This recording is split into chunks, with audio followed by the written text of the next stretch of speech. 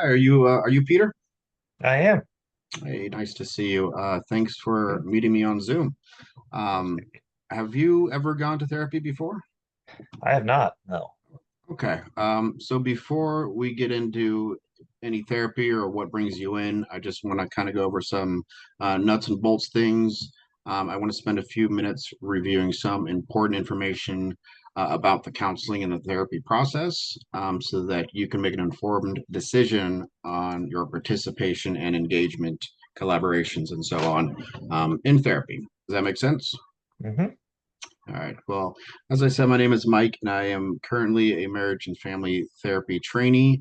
I'm completing my graduate training, and I work under the supervision of a licensed therapist who provides me with guidance, feedback, and basically oversight of all my clinical work. And while I'm still in training, I have completed a lot of coursework. And like I said, I'm receiving ongoing supervision so that I can ensure that you are receiving the most ethical and competent care. Do you have any questions about that? Not so far, no. Okay. Well, as an MFT trainee, I work with individuals such as yourself. I work with couples. I work with families who may be experiencing different challenges such as stress, anxiety, relationship difficulties, communication problems, life transitions, and other personal concerns. My role is to support you, help you identify goals, and work with you collaboratively so that we're working towards a common goal. We're working towards a positive change, essentially. Um, any questions so far? Does No. that make sense? Okay. Uh, Therapy, as you may have heard, can provide a lot of benefits, including increased self awareness, improved coping skills, healthier relationships, and overall personal growth. But at the same time, it can be uncomfortable. We're going to be talking about things that may have happened in your childhood, some difficult memories, difficult emotions, experiences, and challenging situations. Um, so, although I cannot guarantee the specific outcomes or the results of therapy, most of my clients find therapy quite helpful. I also want to discuss confidentiality because it is one of the most important parts of the therapeutic relationship, as it is kind of the foundation of trust. Generally, when you share what you share in therapy stays in the therapist room. I will not disclose anything without your permission, but there are, however, several important exceptions to confidentiality that I want you to understand. If I think that you're a danger, or if you say anything to me that makes me believe that you're a danger to yourself or others, I may be required to take steps to ensure safety. I'm also required to report suspected abuse or neglect of a child, a dependent adult, or an elder.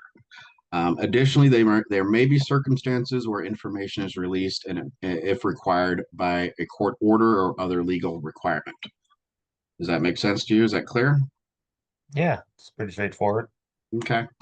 As a trainee, I also discuss my cases with my clinical supervisor. This is regular ongoing consultation and supervision.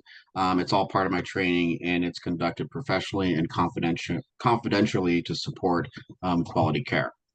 Also, I just want to review kind of our basic fees, financial policies, and so on. The fee for each session is $175. Payment is due at the time services are provided. I accept Venmo, I accept cash, I accept check. Um, it is due at the time of services are provided unless we make arrangements otherwise.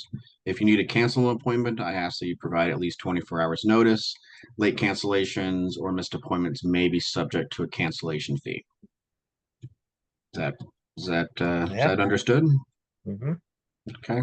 It's also important that I explain professional boundaries. Our relationship will remain a professional therapeutic relationship. And what that means is that while I do care about all my clients, I do not socialize or engage with my clients outside of therapy.